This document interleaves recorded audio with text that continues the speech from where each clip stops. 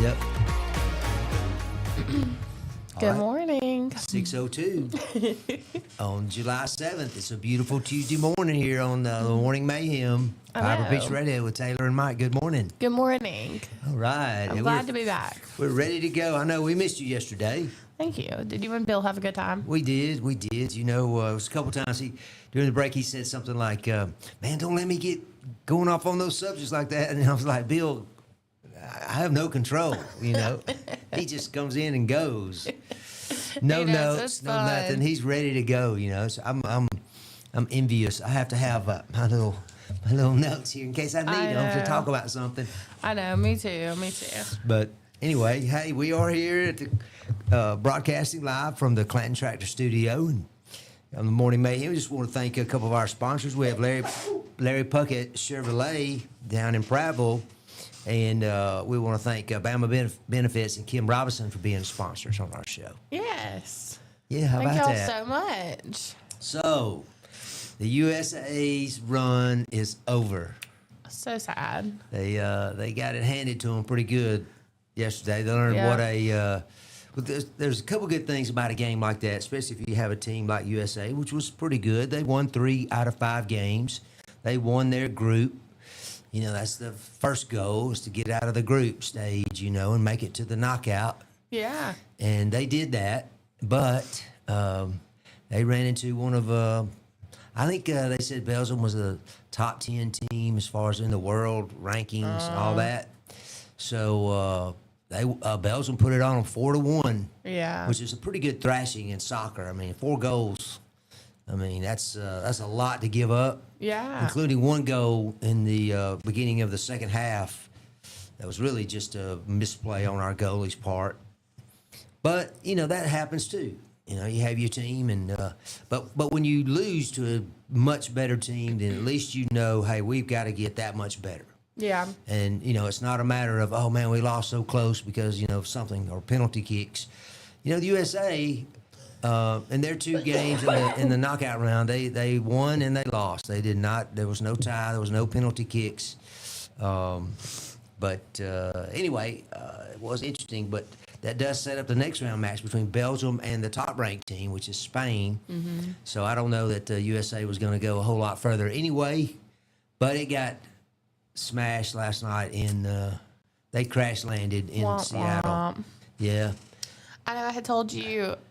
I figured they were either going to be, I didn't know anything about who they were playing. I was like, it's either going to be a very close game, or not a very close, very far game one way or the other. Yeah. They're going to really win or really lose, because Bailey's boss, this is the only U.S. game he did not go to. Yeah, they really lost, including the goal right at the end. You know, you hate to say it's meaningless, because it sure didn't look meaningless to Belgium when they got it. Yeah. And like they measure the goals, or they record the goals as to what minute in the game that you scored. No. So they are in the 8th minute, or I think they call it the 9th minute, because it was 8:40 or 8:50 into the game. Belgium gets a goal. Mm-hmm. I mean, they almost had a goal before that. Oh, gosh. But we managed to stop it, and one they missed. I don't want to say an open net, but they had a shot at it. But it's really amazing, especially when they show the replays, Taylor, in soccer. This is why I've kind of become a bigger soccer fan, but thanks to this World Cup and all the attention it's gotten, is that the things they can do with that ball and make it move and turn and go to the right or go to the left. It's just a matter of what part of the ball they kick. Yeah. And to be running, I mean, it's almost like polo to me. You know, when you see guys on horses being able to hit a ball on top of a horse. Yeah. I mean, it's pretty amazing. You know, it's not something that we do every day in the backyard, you know, growing up. But, you know, it still takes a lot of skill to do what they do. And to watch those replays, it's a lot of fun to me. I told you about going 30 years ago to the Olympics in Legion Field. They saw Spain and Argentina, and saw some amazing plays, you know, that I had no idea really, because I'd never seen a live match with real professionals. Yeah. Like I said, I've seen, you know, kids play, and there's nothing wrong with that, but these guys are, you know, the ones that are the best at it. just like going to a Major League Baseball game or, NFL or NBA game, something like that. But it's over. It was a good run. Like I said, they had 5 matches. They won 3 and they lost 2. But still, it's a lot of attention, a lot of focus. The crowd was really fired up, even after Belgium got out to that early lead and really threatened 2 or 3 more times, really, before we got our player, I forget his name, Tillman. I forget his first name. But Tillman was tackled basically just outside of the goalie square there, and so he had a free kick, or I guess they call it a free kick, and they line up, and it's like, man, those guys are like sitting targets for that ball because you can't touch it with your hands. Yeah. I mean, it's all about your foot, and they call it football, and we call it soccer, but only the goalie can touch it with his hands.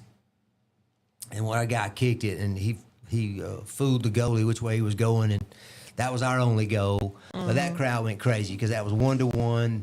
It was like the 30-something minute, I think.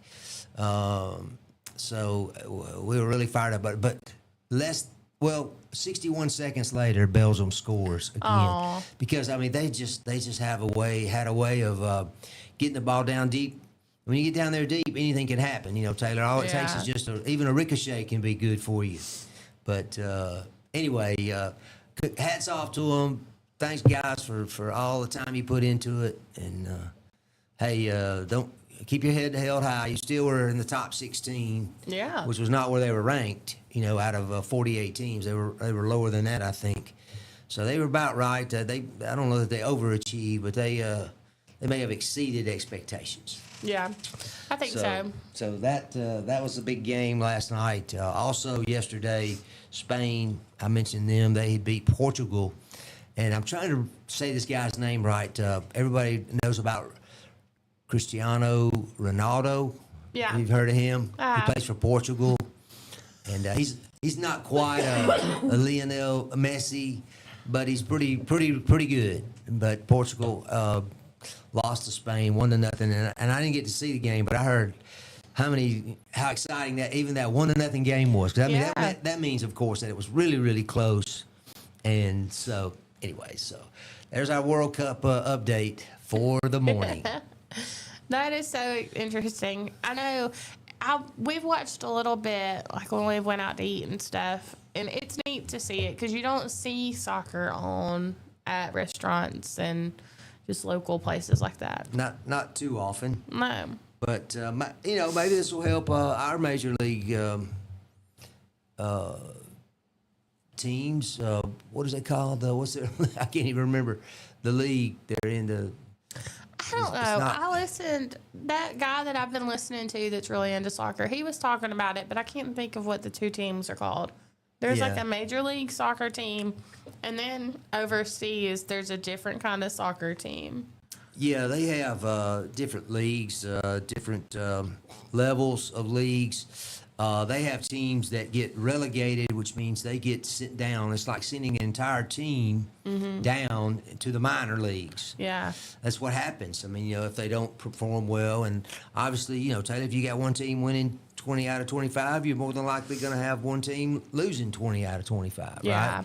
In a league where you have several teams. And so those teams at the bottom are the ones that are fighting for, their spot. Yeah. Just to have a chance to play at the upper leagues. That's like that Ronaldo that you were talking about. He had said that he plays for that league overseas, but then for the World Soccer Cup, he goes back home and plays for the Argentina team. Portugal. He plays for Portugal, team. right? Yeah. Right.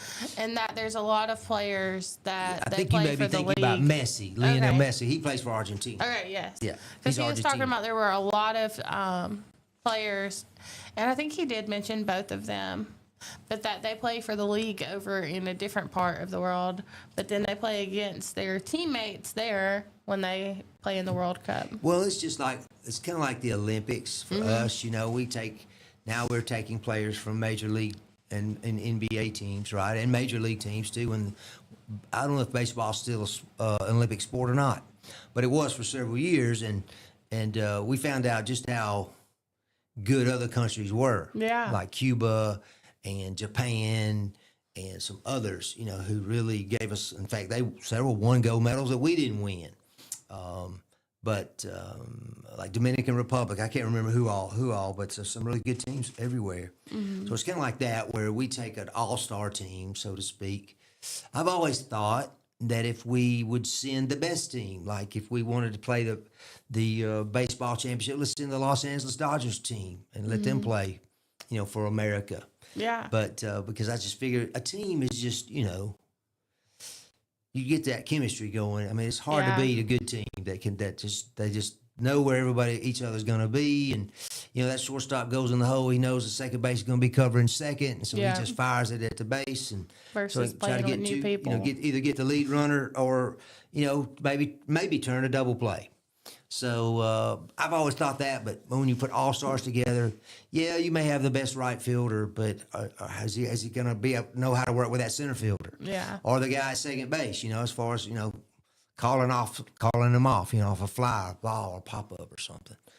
But teamwork, man, that's hard to beat. That's the most fun I've ever had, is playing sports and having a good team where your eighth or ninth batter, contributes to the win, because they get a hit, because you're gonna get some hits every now and then. But anyway, the World Cup has just been fabulous, and again, Bill and I talked about it a little bit yesterday, Taylor, about what it was like, or what it's been like, to have all these Europeans and foreigners in our country posting on their TikToks, I guess, or whatever, Facebook videos, just how much they've been impressed with our country. I know. I think it's helped us. I hope it's helped us. It's helped me, and I hope it's helped you too out there, to see just how great this country is, and we need to be perhaps we need to be a little more thankful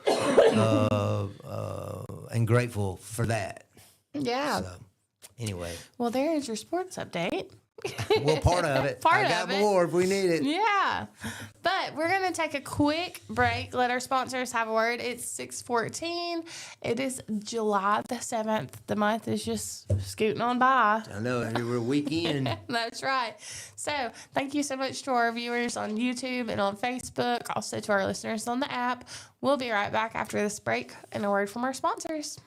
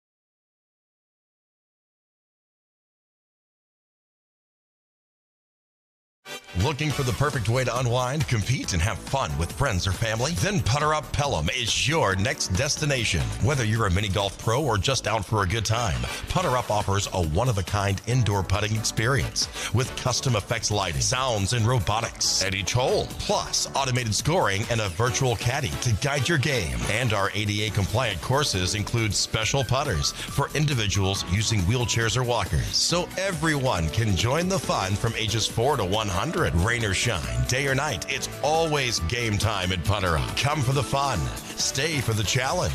Swing by Putter Up, where every stroke counts. Traditions come and go, but excellent service and compassionate care are benchmarks in any era. That's what Ellison Memorial Funeral Home is committed to providing you, whether through the pre-arrangement process or seeking services at your time of loss. Ellison Memorial offers a noticeable level of care and attention to detail. Others do not. So before making a decision based on yesterday's traditions, experience the Ellison difference when it comes to your loved one's final arrangements. You'll be glad you did.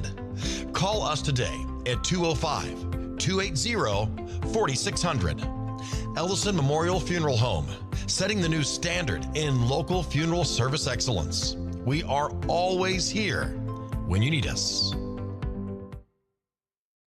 Underage drinking is deemed by many adults to be a rite of passage. Parents who host parties for youth may think they are being protective, but they are actually putting their youth at risk of physical and social consequences. Know the truth. Underage drinking and social hosting is a bad mix. For more information, contact Central Alabama Wellness, 205-651-0077, or visit centralalabamawellness.org.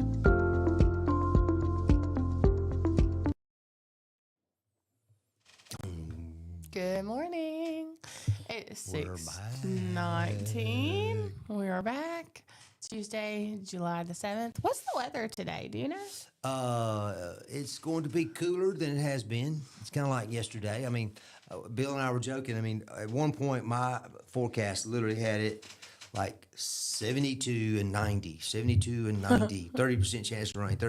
Every day was 30% chance of rain. It was like 90 degrees and like 72. So it was almost like did they make a mistake, or was it, you just don't see the forecast where it's just one day after another, it's just the same. So it's going to be maybe about 90 and a little bit of chance of rain. Yesterday, the rain came, I don't know, what? Oh, yeah, the chance. 4 o'clock. Yeah, and that's And what it was time so is saying that it's nice. supposed It to come cooled it off today. so nice.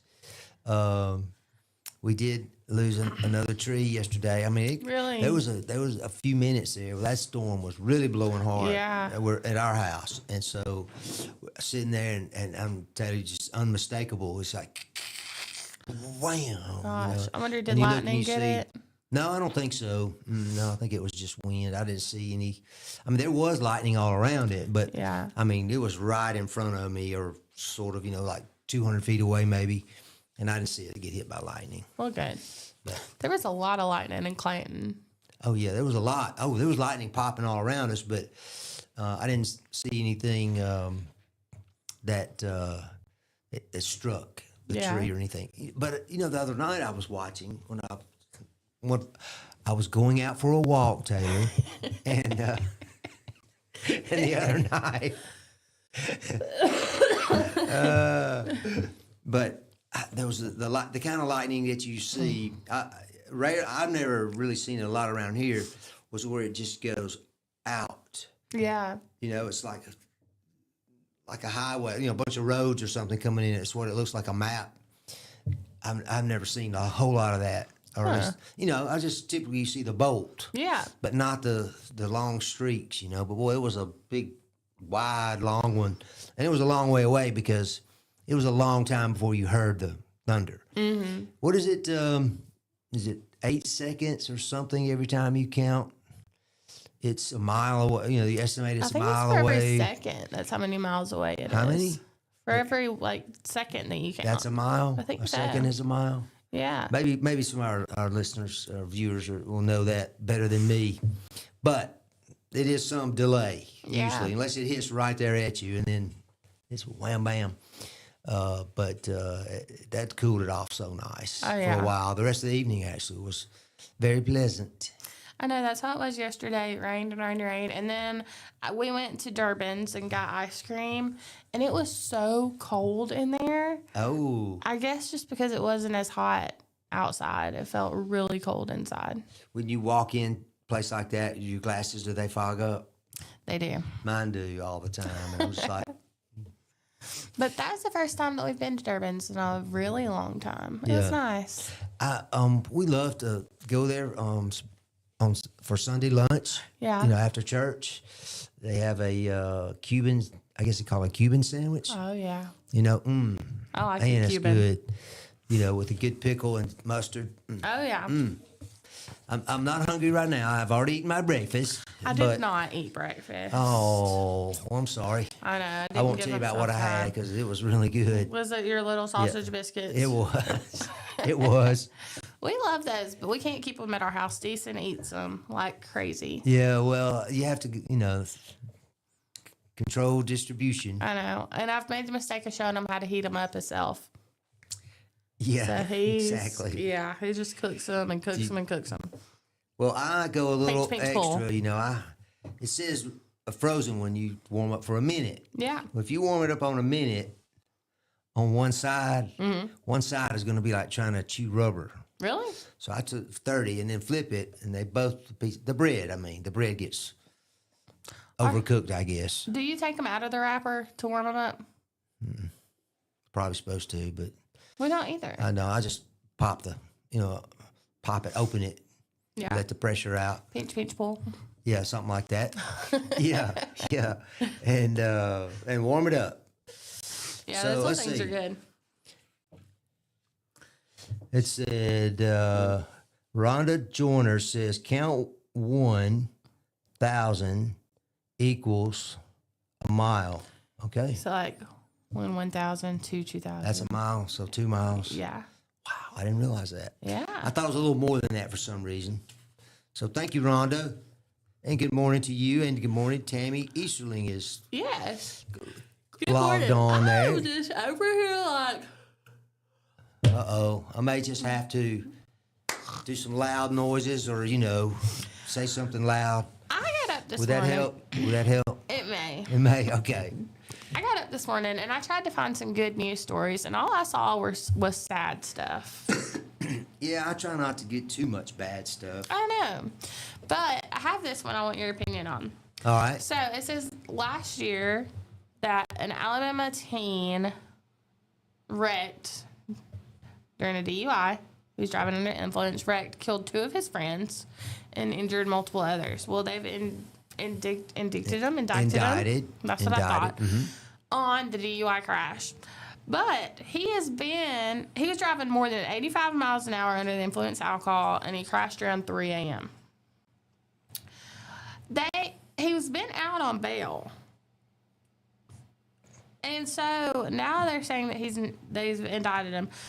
What do you think about him being out on bail? That's ridiculous. I think so too. I mean, you said 2 friends died, multiple injuries. The Yeah. headlines say 5 others. Yeah, 5 others injured. I mean, I'm But assuming he hit 2 another have car. It didn't say that Or he did hit he have another 7 car. It people just in said the vehicle? that he wrecked. I think he might have had that many people in the vehicle. Or 8. I guess there'd be 8 people. I think they were just stuffed in there. 85 miles an hour. I don't want. I guess I've turned into my parents and my grandparents, but nothing good happens after midnight. No. If you're out, you need to be. So. Maybe That's it good will. advice. We're going to do that at the break, and then we'll try to show it. Maybe it will, Tammy. Well, she's best at that, Tammy, because she's, giving good direction. I'm sorry, I'm a poor subject, but, I'm doing the best I can. But I hate that. I don't like that. I don't like the idea that he got out. Yeah, And I I don't understand either. it was an accident, and he didn't mean to crash. But still, But you he have sure to as face heck your meant to drive consequences. 85 miles an hour. Yeah. You know. And then the thing that really just riled me up about this is that it says, our heartfelt prayers are with the families of the victims. We can only imagine the pain and suffering and loss they're expecting in this tragedy. This is his attorney speaking. And he says, but Camden has apologized to the families, and he understands that his apologies does not heal pain. His remorse does not diminish suffering. He Well- is a good kid, and his best friends who died in the accident were good kids too. Okay, Well- apologies don't mean nothing. I think prisons are full of, good kids, Yeah. make bad decisions. I mean, and you know what? I mean, His that's not like parents- you, you stole a peach, from the farmer's market, Yeah. This is way, way, way You more literally serious. took the lives of 2 That's people. the thing about driving a vehicle. I mean, if you I mean, you could really worry yourself to death about it. Yeah. You could. And of course we don't, thank goodness, but some people do, I guess. But I mean, it's serious business out there. And oh well. I just Where can't did this believe- happen, Taylor? Did it say where it was? It was in Jefferson County. Okay, Jefferson County. I just hate, I mean, I don't know. Maybe you don't know until you're in that situation. But if Deason, I wouldn't be going to get him out of jail. If Go- he made the choice to drink Go under the visit him. influence, Go visit him. to bail him out, I'd go visit him, maybe. Of course. Yeah. But I wouldn't be bailing him out. Because you have to face your consequences. You do, and he will. He will face them. I don't know how. It says teen. Is he? I guess he's a juvenile. He's under 18. He's 19. Oh, he's 19. So, Yes. no, he's not gonna get a whole lot of mercy. No. But like I said, I know it's an accident. Don't get me wrong. I'm not saying he crashed on purpose, but he got behind the wheel, intoxicated on purpose. Yeah. And you know, you mess up, you gotta pay the price for it. You're right. Yep. Now I hate that seems unusual to me that they would let him out under those circumstances, because that is aggravated vehicular, murder. Yeah. Or even manslaughter. It's aggravated. It's not that you just were out joyriding and you had an accident. There's lots of extenuating circumstances there. So anyway, yeah, that's pretty rough. I know. So, I hate to be a Debbie Downer, but I did want your opinion on that. Well, speaking of an automobile accident in Alabama, did you hear what happened in Wetumpka over the holiday weekend? There was a black bear that was struck on Highway 14 outside of Wetumpka. A what? A black bear. Oh, my gosh. Yeah. And it was killed by rangers. When they got to the scene, I just picture, although it doesn't really go into great detail, I just picture this bear was injured and aggressive because it was injured. Yeah. And people were around it. And there's a witness here that says several shots were fired, and my educated guess is that the bear had been shot and killed. Yeah. And then Mayor Bill Franklin, who's been the Sheriff Bill Franklin at Elmore County, who's been there forever, he said that rangers came on the scene and got the bear, and they actually buried it right there. Oh. They dug a hole right there, wherever it was. It'd kind of run off the road into the woods a little bit, Yeah. and they just took care of it right there.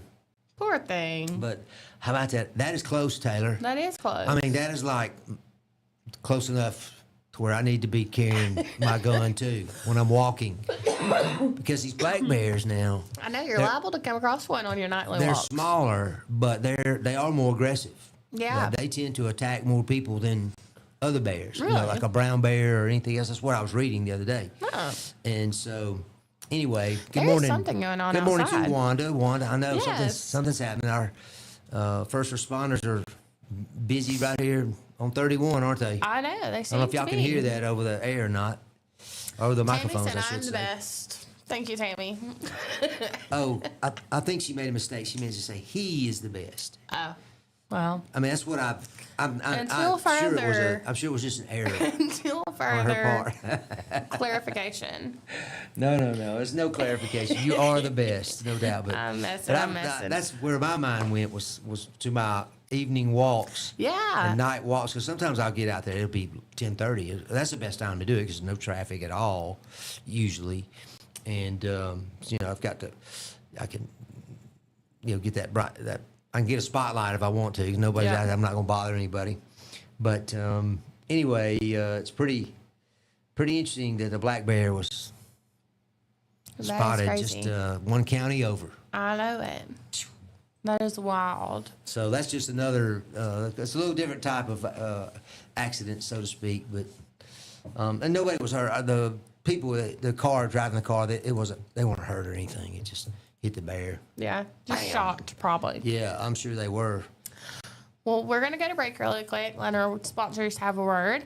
And when we come back, I have something about a man living in the national forests. All right. Yeah, so. I'm going to tell you, we've been watching a series about basically that same thing. Really? Mm-hmm. Well, we'll talk about that when we get back. You're tuning in to Morning Mayhem with Mike and Taylor. We'll be back after a word from our sponsors.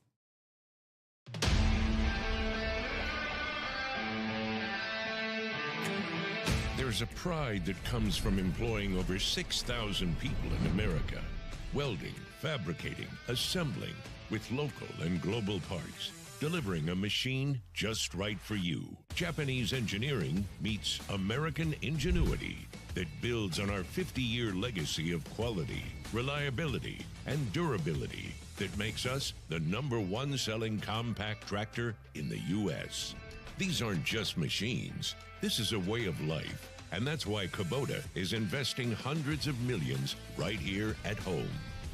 Because we won't settle on what was good enough yesterday. We're innovating with inspiration from the hard-working men and women that proudly sit on our equipment every day. So you can be sure that every one of us have you in mind when a machine or implement comes down that line. We know how hard you work. We'll do the same. This is Kubota.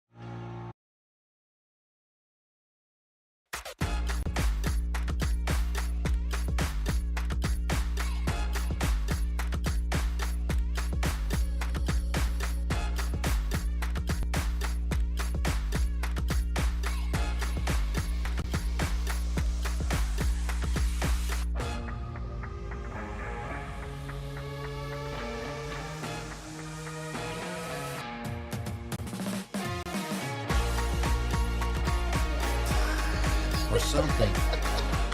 All right. Fear the thumb. Oh, gosh. Good morning. Good morning. You're joining us here on Piper Beach Radio, the Morning Mayhem with Taylor and Mike. We're glad you're here. And the folks you said on Facebook, on YouTube, that's right, and on the app. That's right. So we appreciate all of you, and I want to thank a couple of our sponsors this morning. I want to thank Chill Mobile Home Supply, and Mike, I just couldn't wait anymore, but Coca-Cola. I know, I already popped I popped the top. During the break, it was like, I can't wait anymore. What? I need to take him his tent. I keep forgetting to take it. If you're watching, Mike. Man, I wish you had brought it Message Saturday, me and remind me. Friday, I mean. They had it.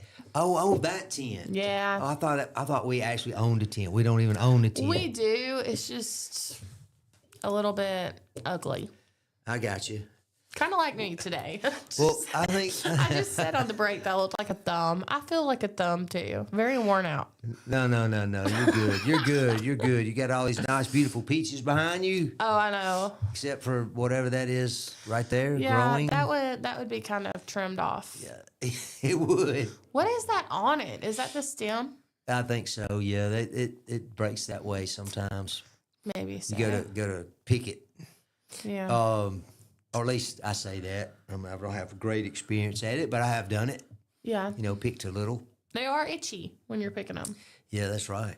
So you were talking about before the break, Taylor, about a real life situation in some park where they found somebody living inside of it. Yes. So this man had been living in the U.S. National Forest for 8 years, and it says that he created over 1,000 pounds of trash.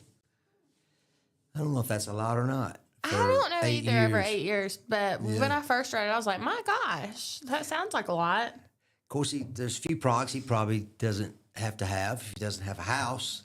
Well, that's the thing. He was charged and he pleaded guilty for living on the Arizona National Forest. They found a campsite with half a ton of trash and called it one of the worst residential cases that they've ever seen. The thing is, it's illegal to live in a national forest. You're not supposed to camp for more than 14 days. Yeah. Makes you wonder, And how did he evade authorities I for 8 know. years? That's what I wonder too, because if he left and came back, like they check your ID and stuff when you go in, don't they? I thought they Yeah, but did. you're assuming that he's, driving Just in through visiting. the, like everybody else, the way they come in instead of, cutting around the rocks there where Oh yeah, border I didn't think about security's that. a little less. Well, it says I mean- that visitors had filed complaints about several large structures and several years worth of trash, and that there were over 1,000 pounds of trash, including tires, plastic bags, trash bags, aluminum cans, and other items. And that roughly half an acre of resources were ruined due to so much trash and goods on the ground for an extended period of time. They also said that he was building a structure on the land. Trying to get something, under the weather, I guess. I guess so. Well, I mean, Arizona. What park is it? It just says Or in the National Arizona Forest? National Forest. Well, if yeah. it's a national forest, it's probably then. And I say Oh, probably. here it goes. Tonto National Forest. Okay, we'll look that up. That's probably in the northern part of the state. Yeah. You heard of Flagstaff, perhaps? It's up there. The Grand Canyon's in the northern part of the state, the northwest corner of the state, if I remember right. And anyway, there's a section of Arizona up in that, I guess you call it central northeastern corner, that they do have forests. And they have a lot of pine trees. Look like, I bet doesn't it's look like like- Alabama. Don't get me wrong. It's still Arizona. I was about to say, I wonder if it's kind of like the Talladega National Forest, because it stretches all the way over to Tuscaloosa. It is like it, but it's not it at all because Alabama's lush and green. Yeah. And out there, even their forests look, like they're in the desert. Scraggly. Yeah, they are. But it's still comparatively, to the southern part of the state. I can see. Wouldn't take a whole lot to be a forest. It's kind of like Texas and what they call rivers. Yeah. We call streams and creeks a lot of times around here, but they'll call it a river. But anyway, how does the guy survive 8 years? know. In Arizona, even in the northern part. I mean, it's really hot. Yeah. I mean, it's not like being in the southern part like Phoenix, but it's still very hot. But it's definitely two different landscapes, though. We drove it. We drove down from Denver several years ago, like 9 years ago, I think, something like that. Or maybe more than that. Actually, no, it was more than that. I'm sorry, probably more like 15 years now that I stop and think about what we did 7 years ago, 9 years ago. But anyway, beautiful country. We came into New Mexico from Colorado, and the rocks turned red, and it was just like a surreal scene. It was like, that's what they use in the movies to look like Mars. Yeah. Because it's a lot of red rock, and the Mars is, quote, the red planet. But anyway, it was pretty cool. As you come through, we did not stop on the corner of Winslow, Arizona, but I was such a fine sight to see. There was this girl in this flatbed Ford.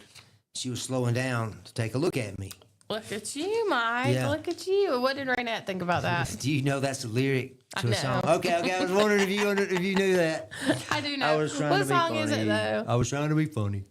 But we did go right through Winslow, Arizona on Route 66. That and is we, so and we neat. said we were going to stop at, the corner of Winslow, Arizona. Yeah. But we didn't. But we did go through Winslow, which was pretty neat. But that's part of that northern part of Arizona I was talking about, Taylor, that the forest, it's kind of again, it's not Talladega Forest, National Forest, but that's amazing about that story. As I'm hearing you talk about it, I'm thinking about, man, that guy survived for 8 years, and I guess relatively undetected. Although you said there were Yeah. reports, the trash finally got him in too much trouble, right? Yeah. And 1,000 pounds. Now I got to thinking about it. Our trash cart, which they come get once a week, I think it's got like a 300-pound capacity. Yeah. And I have to roll it down about a 600-foot driveway. And so there are times where I bet you we're pushing that 200 or 300 Really? pounds, but that's just in a week. Of course, Yeah. we live in a house with, So I guess maybe it wasn't all too kind much. of stuff we're throwing away. It didn't sound like a whole lot when you Yeah. consider how much trash we all really generate. So what's the guy? What's he being charged with? He's facing 6 outstanding federal arrest warrants for building a campfire during fire season, unsanitary conditions around his camp, building a structure on national forest lands, and digging holes into the land. He told park officers he had been living in Tonto National Forest for about 2 years and the larger Payson Pine area for about 8 years. How about that? That is wild. Was he a U.S. citizen, or does it say? Yeah, he was. And it says that over email, or that the National Forest, I guess it would be a ranger, said Probably. that many people occupying national forests for unauthorized time periods is a common problem in Arizona. Well, it's almost like a homeless person on the street, I right? guess so. I mean, he's just homeless out in the forest. Yeah. I was, I don't know about the rattlesnakes in Arizona up in the north. I don't know, but in the south, it's really prevalent in the desert. Yeah. Basically, it's really prevalent out there. Those types of snakes. I remember I was visiting with some of my wife's family. Her first cousin's married, and lives out there in Scottsdale, I think, outside of Phoenix. And he took me. It's like 99 degrees at 9 o'clock at night. It's just it's horrible. But we go out into this like a dune buggy thing he's got out into the desert, and he's telling me we're going to see all these snakes. We didn't see one snake, but what we did see was a rabbit that had about 2 foot long ears. A desert I mean, it looked like hare. a space rabbit. Yeah. It's like man, that thing can detect. It has to be able to detect the sound from miles away. I don't know what a rabbit eats, but Where is the I guess it's probably detecting the sound of its predators coming after it. Probably Does so. it want to be eaten? yeah. Where is Area 51? Is that in New Mexico. okay. What is it? It's not Las Cruces. Anyway, somewhere in Mexico. It's not too far. It's like I think it's in the southeast corner of New Mexico, which Okay. is bordering Texas. Yeah. Yep. Spooky. I always thought that would be kind of cool to go to. Yeah. See. Now, I've never read, and I think if there was anything in it, we would all know about it. But there was President Trump under his administration. The government released all kinds of information about UFOs. Yeah. They actually call them something else now, Taylor. Instead of unidentified flying objects, they're saying they come up with a new. Someone thinks. They had to reinvent the wheel, if you get the wheel still round, Yeah. but, their wheel's better.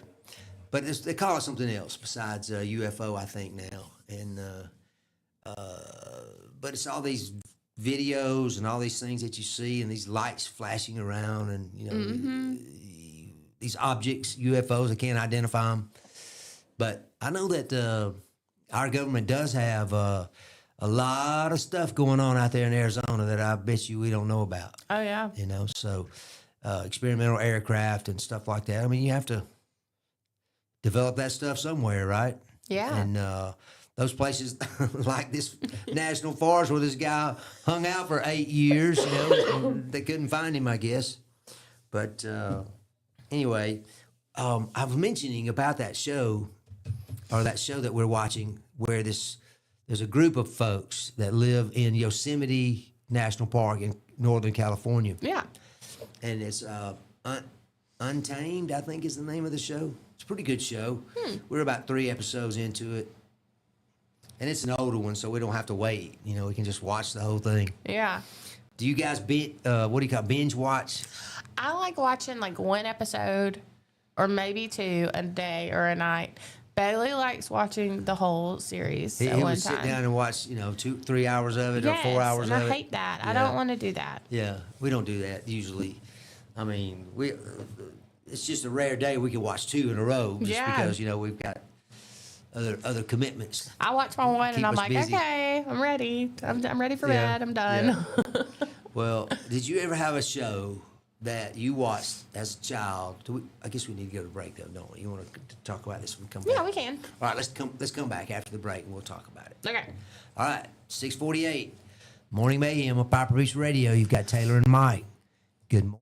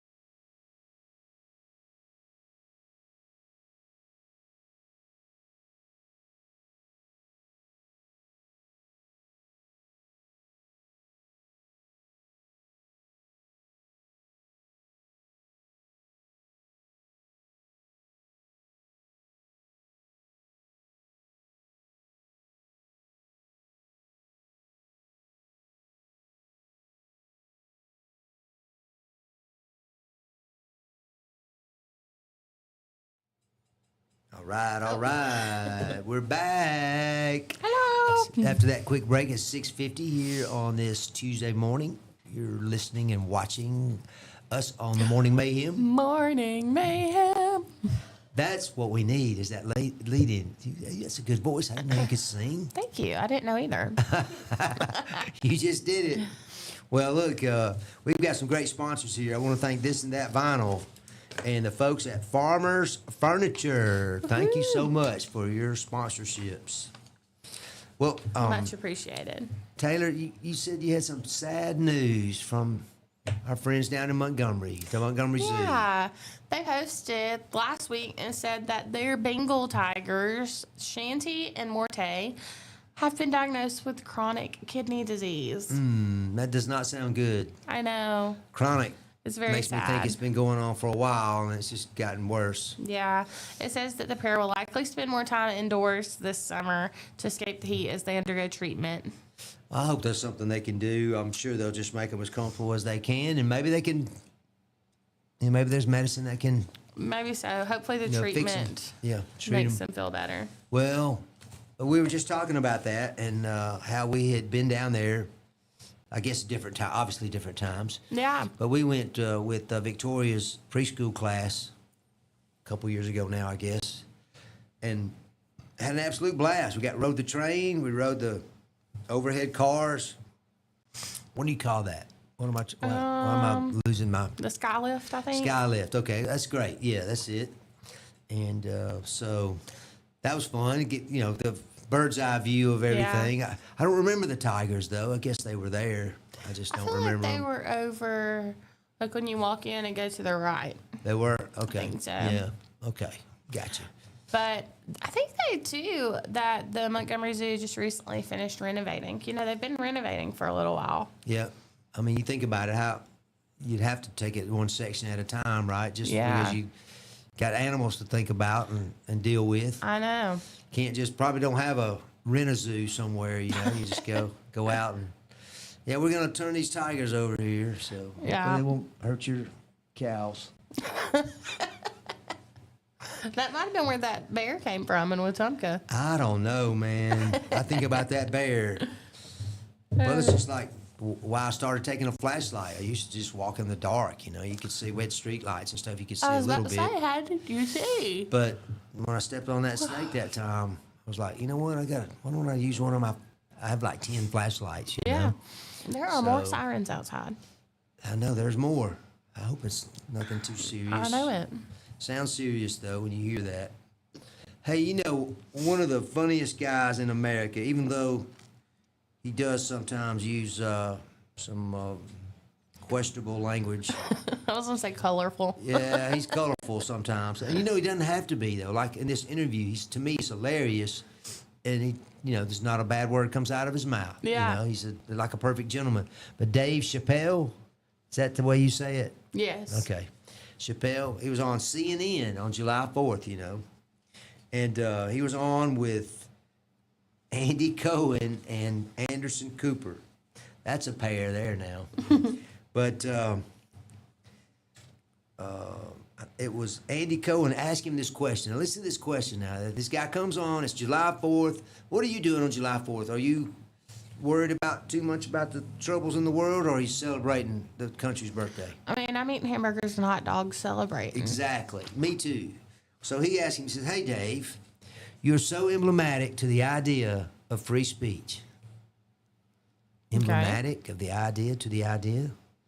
What does that mean exactly? Anyway, he says, tell me tonight, as we look at the 250th anniversary of this country, why you are proud to be an American, and how do you view our country today? And then Dave Chappelle, I can just see him. I didn't actually watch the interview, but I obviously got the story. He says, boy, he says, that's a loaded question. He says, now I see why Trump gets mad at y'all all the time. But he laughed it off. He laughed it off because, he's on live TV and he's got a lot of fans watching. And, he could blow these guys away, but he doesn't. He says, I got an answer for that. He says, I don't agree with everything that our government does. Listen to this now. I think this is very prophetic. But one thing that I really consistently believe is that I love about America is my countrymen. If I'm overseas or around the world, anytime I see an American, we just give each other the Fight Club look. I don't know what that means. What's a Fight Club look? No. Come on, Taylor. You're younger. You should know these things. And he says, because we live in a madness that only we understand what it's all about. I picture he means the way that we generally seem to be arguing with each other a lot. Yeah. Although I don't seem to get in a lot of arguments with people. Do you? No, not recently anymore, no. Exactly. But he says, and I have faith in my countrymen, no matter how crazy all this will make you feel. Talking about these two ultra-liberal hosts on CNN. He says, the sun will rise, and I feel like I'm part of an incredible community. So God bless my countrymen, and let us make this country absolutely great. And don't you know, Taylor, by using the great word, he absolutely drove these two liberals completely crazy. Yeah. So the crowd cheered behind him, and then Cohen and Cooper tapped their beers together and said, cheers to that. And then he added, which I thought was great, and Mr. Trump, please leave those Haitians alone in Springfield. We love them. We love the Haitians. And of course, then you look at what happened on X, and who tweeted this and who tweeted that. It's just hilarious to me because, some folks just take a something like that, and they just, oh, he's sold out, Yeah. To America. He's just worrying about his, selling tickets. And it's like, no, he is saying what we all, I hate to say we should believe, because, it's not up to me to tell you what you need to believe, but I know how I feel about the country and what I learned about it and am learning about it. And it's not perfect, like he said. I don't agree with everything the government does either. Yeah. Even though Donald Trump's the president, I still don't agree with everything. But I don't actively work to sabotage him either, like some people do. But anyway, Dave Chappelle,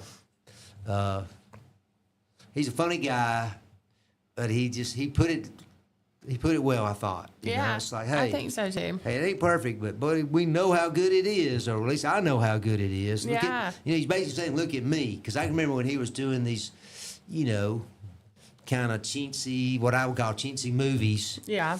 and then now before he hit the big time, but he did them because he needed to be employed, and it was, he he's a pretty funny guy. He is a funny guy. But he put those guys in their place. If you ask me, it was like they were hoping, they were looking for that. Oh, America's horrible, and we've got to get better at this, and we've got to get better at that. But he wisely took the high road. Didn't take Good the for bait, him. as they say. He was trying to. I think they were trying to bait him into Yeah. saying something. And, Probably so. yeah, probably so. Hey, we got a couple of sponsors. I want to thank also. We got Central Alabama Wellness, and also Putter Up. I just heard their commercial. During one of our breaks, and boy, they got a lot of things going on. Where we can golf in the indoors, avoid the Yeah. thunderstorms and the heat. And the heat. So- Stay cool. But we thank Central Alabama Wellness as well. Yes, thank y'all so much. So, I spoke last week and said that the Prattville High School band was going to perform at the America 250 celebration in Pittsburgh. Okay. They were leaving, I want to say it was on July the 3rd. They're supposed to be in the parade. Well, they ended up canceling the parade because of the heat. And I saw where on their Facebook, they had posted that the parade got canceled because of the heat advisory in Pittsburgh. And they were so sad that they weren't going to get to perform. Well, it ended up being a happy accident because they got asked to come and play at the World Cup game that was there that same day. Really? Yeah. So they were the only band at the World Cup game. Were To they perform. at the? It was in Philadelphia. It wasn't in Pittsburgh, but it was in Philadelphia. Or yes, I don't know why I said Pittsburgh, Philadelphia. Oh, okay. Was the original parade they were going to be in Philadelphia? Yes. Yeah. Taylor, it's funny you mentioned that because we were just talking about Dave Chappelle and how he handled. He took the high road, took the middle ground. Mm-hmm. I'm sure he has strong opinions about some things, but some things not. Just like hopefully most of us. But you take this situation, and I know it was extremely hot. Don't get me wrong, but can you imagine us canceling a parade because it was going to be 95 I degrees? We know. wouldn't ever have a dang parade. I know it. And That's what I thought too, especially because they're from close to where we are at. They're in Prattville. I was like, they probably thought, what in the world is going on that they cancel a parade for this weather? But it just seems in the Democratic Party in particular that right now because of Donald Trump, they just have Trump derangement syndrome. They just can't help themselves. They let themselves even say things like they hate America because they don't like him and his leadership. Yeah. And I understand that you don't like him. I didn't like Joe Biden either or Barack Obama, but I didn't actively work against them. They took care of themselves. I mean, even Obama, he can only be president 2 terms. Well, Trump can only be president for 2 more years. So hang in there, and maybe you'll get a different result this time. But don't let that shade the way you look at the country just because the president, he makes a lot of noise, but how has your life really, really changed? It doesn't. I mean, I wish it would, but it doesn't. It just doesn't change that much. But anyway, I think, Taylor, that is a situation that happened several cities across the Northeast because it was exceptionally hot. Yeah. But it's also they did not want to give Donald Trump any way that, because, you know, it's unpopular in the Democratic Party to be proud to be an American right now. Yeah. You're better off to, excuse my French, bitch about it, you know, and that's what they do. And it drives me crazy. It's like, there's people, friends of mine on Facebook, I'm like, do you really feel that way? Mm-hmm. I mean, have you gone that far off the edge, over the edge, that you've let that get to you to that point where you would say such horrible things about someone? I mean, you wouldn't do that ordinarily. You certainly wouldn't do it about somebody, quote, on your side of the, you know, political aisle. Yeah. But regardless of that, I mean, that's just my opinion and the way I think about it, and, you know, how some people act. So I'll be careful getting off my soapbox. Don't want to trip and hurt myself. You know, I don't want to work comp claim, which I wouldn't get it anyway, you know what I mean? Denied. But anyway, hey, we've gone past 7 o'clock. I'm sorry. We need to take a break. Okay. Serenity now. Well, anyway, so Prattville High School band got to perform at the World Cup. And that's so exciting. Even though they didn't get to perform with what they went for, they still got to perform at a once-in-a-lifetime event. So, Absolutely. I'm glad they made space for them. yes. But we're going to get a break real quick. It's 7:03. It's July the 7th, Tuesday, and it's going to be pretty nice today. So this afternoon it may be rainy, but we don't know. It's just one of those summer shower type situations. So pack your rain boots in case you need them. We're going to get a break and hear a word from our sponsors. We'll be back in just a minute.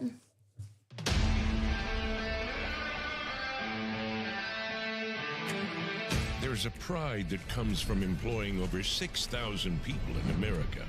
Welding, fabricating, assembling with local and global parts. Delivering a machine just right for you. Japanese engineering meets American ingenuity that builds on our 50-year legacy of quality, reliability, and durability that makes us the #1 selling compact tractor in the U.S.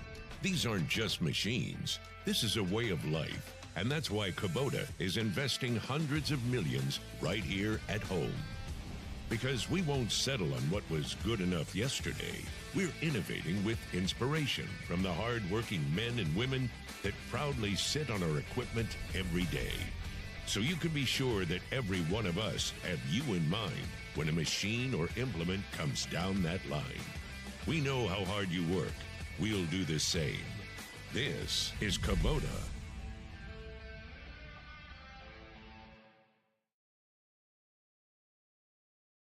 Looking for the perfect way to unwind, compete, and have fun with friends or family? Then Putter Up Pelham is your next destination. Whether you're a mini golf pro or just out for a good time, Putter Up offers a one-of-a-kind indoor putting experience with custom effects lighting, sounds, and robotics at each hole, plus automated scoring and a virtual caddy to guide your game. And our ADA-compliant courses include special putters for individuals using wheelchairs or walkers, so everyone can join the fun from ages 4 to 100. Rain or shine, day or night, it's always game time at Putter Up. Come for the fun, stay for the challenge. Swing by Putter Up, where every stroke counts. Traditions come and go, but excellent service and compassionate care are benchmarks in any era. That's what Ellison Memorial Funeral Home is committed to providing you, whether through the pre-arrangement process or seeking services at your time of loss. Ellison Memorial offers a noticeable level of care and attention to detail. Others do not. So before making a decision based on yesterday's traditions, experience the Ellison difference when it comes to your loved one's final arrangements. You'll be glad you did. Call us today at 205-280-4600. Ellison Memorial Funeral Home, setting the new standard in local funeral service excellence. We are always here when you need us. Underage drinking is deemed by many adults to be a rite of passage. Parents who host parties for youth may think they are being protective, but they are actually putting their youth at risk of physical and social consequences. Know the truth. Underage drinking and social hosting is a bad mix. For more information, contact Central Alabama Wellness, 205-651-0077, or visit centralalabamawellness.org.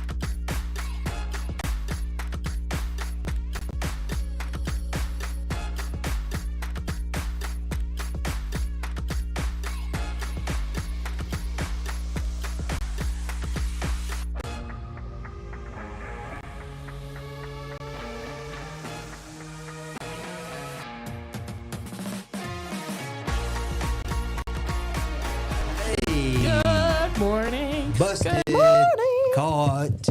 I was speaking and I get notified I'm actually already on the air. Sorry about that. Womp, womp, womp. Wah, It was wah, just wah. music. It's 7:09 It on is this beautiful 7:09. Tuesday, The first hour July has the flown by. 7th.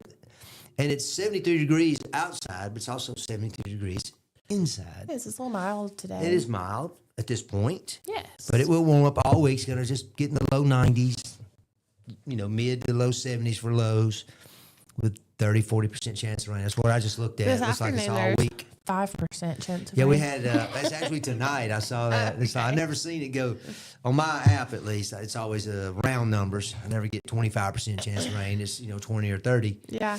But this one is 5% I saw, so I thought that was pretty neat. I hate to sound like a Debbie Downer, but I really hope it rains this afternoon because I just don't want to play softball. The game tonight? There is a game tonight. All Yeah. right. All right. Who do we play? I don't know. Let me see. We play. You still having 25 show up? No. We play House of the Promise tonight. So, nothing against them. I just don't feel like playing. I hear you. Well, Like trash. I mean- in case y'all haven't noticed. you see, you don't have 25 showing up anymore. No, we don't have 25 showing up. How many do show up, would you guess? I would guesstimate about 13 to 14. Okay. Those kinds of things usually take care of themselves. Yeah. I've noticed over my life is that when you get in a situation where you have 20 people showing up for 10 positions, then 4 or 5 of them going to drop out. That's, Yeah. for whatever reason. It's like, hey, well, look, they got it covered. What if I was just you- going to do it for fun, that kind of thing. That's right. What if you that signed up that has never been out there? Oh, yeah. Yeah. I mean, we've had one, for sure I know, that has an injury. Yeah. Well, that's different. Some have kids. Yep.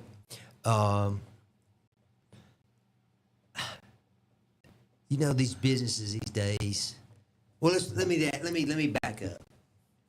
Let's say it this way. I don't know how much television you get to watch. I'm just itching. Oh, Sorry, don't mind me. It's all right. It's that wolf spider in your hair. I guess so. Yeah, it'd be all right. It won't hurt bad. But I was just going to say, these businesses out there, they face a lot of legal liability in different situations, Yeah. But one thing happened a few weeks ago that I thought was down in Florida at a Waffle House Oh gosh. that was really unusual. Both of those points. Was they had this sign, a poster I picture in the window of strawberry shortcake. Delicious. That they were, yes. Apparently it was very delicious looking, very appetizing. There was this gentleman, 84 years old, coming up, going to eat at the restaurant. He sees this sign. He gets distracted by the sign. He starts thinking about probably, I'm just guessing, man, that looks good. Yeah. I'd like to get a piece of that, so I might get a piece of that. After I've had my, breakfast or waffles or whatever I get. But because he's distracted, Taylor, he missteps on the curb. He trips. He falls. He's injured. Poor guy. And so he's suing Waffle House. And part of his complaint basically says because that sign distracted him. It's like you can't even advertise what's in your restaurant or your store now because some numbskull is going to trip and fall and hurt himself and then blame you for it. That's terrible. I mean, I'm not necessarily a giant advocate for Waffle House, although I do like Waffle House. I mean, I'm And we're allowed to go to Waffle House. and we are. We are. We still have. I'm a card carrying member. Yes. But can you imagine getting sued and having to defend yourself in this court? I mean, what's your defense? Now they've added things like, oh, the curb was, wasn't painted like it was supposed to be, but Waffle House basically said, we can't comment on impending litigation. But don't blame it on the sign. Just say I didn't see the curb. Yeah, well, that's just part of it. But I just thought it was really funny That is that bananas. they put a sign up. The guy gets distracted. He missteps. I mean, it's middle of the day. It's hard to blame anybody but you. I mean, I don't know. I don't want to say anything about. I Okay, know, well, but it's sad. to at me. 84, he probably has issues stepping on curbs as it is. I didn't want to go there, I but didn't yes, either, but I I know, but mean- it's the truth. But hey, if you're the defense What can attorney, you you do? have to go there. Yeah. Right? You have to say, Mr. Johnson or whatever his name is, And I think- Bowles or whatever it is. I think that He he would have injured his had. shoulder falling, basically, Yeah. was the worst part. I think he would have had better luck suing Waffle House for the curb not being painted or whatever versus making up the excuse of the strawberry shortcake sign just looks so good. I know, but you force Waffle House to go into court, which Yeah. I mean, in other words, it basically boils down to extortion. I'm sorry, they're trying to extort a settlement out of Waffle House. Now, if there's a problem with the curb, I see that, but I don't think with everybody inspecting, all the building inspectors and everything, if there was a problem with that curb, they would have discovered it. Yeah. And they would make them redo it because it can only be so high and so tall from the surface of the road and all that stuff. But man alive, that's what you face when you open your doors to the public. Makes you want to do it privately. You know what I mean? If you wanted to, if you're gonna open up your own restaurant, your invitation only Yeah. or whatever. I don't know how that would work. Probably not too well. Probably not. But that's our friends at Waffle House are facing, and of course it's just like that. You can just insert the name of any restaurant I or know. any place, and they're going to get sued, and do get sued because someone was distracted by strawberry shortcake picture. I know. I remember I was really young. I don't even know how old exactly I was, but we were in Winn-Dixie one time, and this lady fell when she was coming in. She slipped and fell, and she didn't get back up. She was hollering. She needed the ambulance, and I guess the floor was wet. They didn't have a wet floor sign out, and so I think she was just trying to get her a good old settlement too. Well, that grocery stores, I mean, with the advent. I mean, obviously, if you walk into a store today and you're not assuming that your every move is on video, then you're making a sad mistake, I think. Oh, for sure. I have seen so many videos of people that go, they're looking around and they drop a grape on the floor and they step on the grape and then they just kind of fall, kind of roll. They kind of kneel down on the floor and then they're yelling. And those are the best. Those are the best. Anytime that happens, though, where you catch somebody, trying to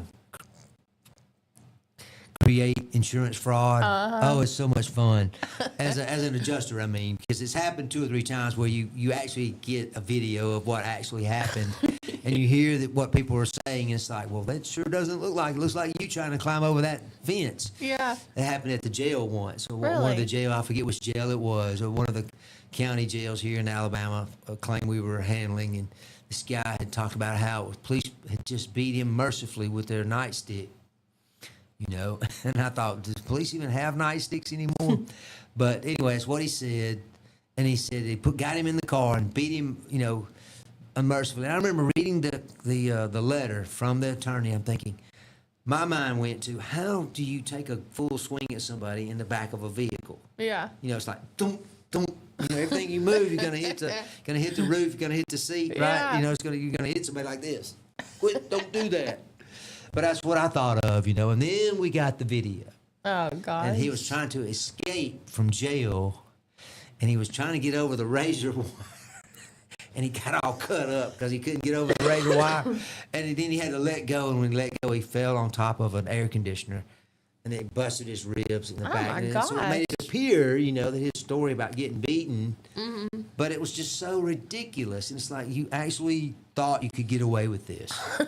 And you hired an attorney. And we told the attorney what happened, and we sent him a copy of the video, and he, of course, dropped the case, and we never heard from the guy again. Yeah. But that's the kind of people, though, that need to be punished for wasting Oh, people's for time like sure. that, because that's just complete fraud. But anyway, I Tammy's- digress. Tammy said she hates to leave, but she has to take her sister for chemo treatment in Alabasters. They're going to have a long day. Hope y'all have a wonderful day. You too, Tammy, and we're praying for your sister. I was just going to say, we'll be praying for your sister, Tammy. Thanks for sharing that Yes. with us.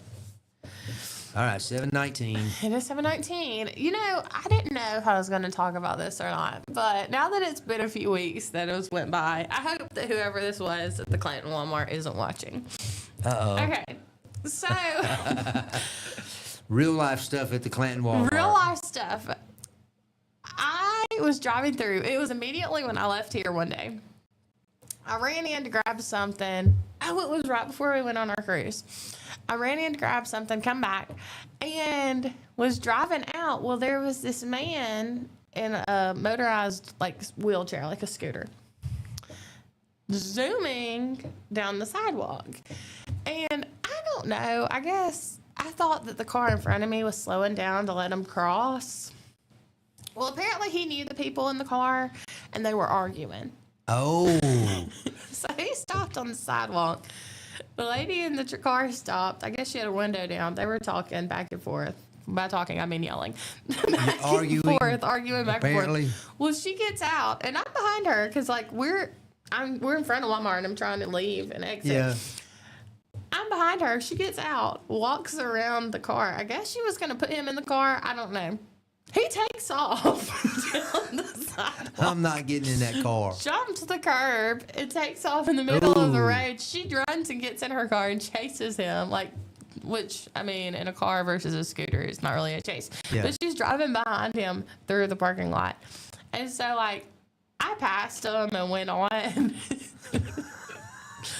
But I don't know whatever happened to him. I wonder if he caught her, or if she caught him, or if he just went on the road. I don't know. But I thought that it was so funny. So if you're listening and I'm making fun of you on live air, I'm sorry. I doubt it. But I doubt that was laughing individual is listening. so hard that she got back in her car. But when she got out and went around to talk to him or whatever she was going to do, he took off. It's like, not today. Not today, sister.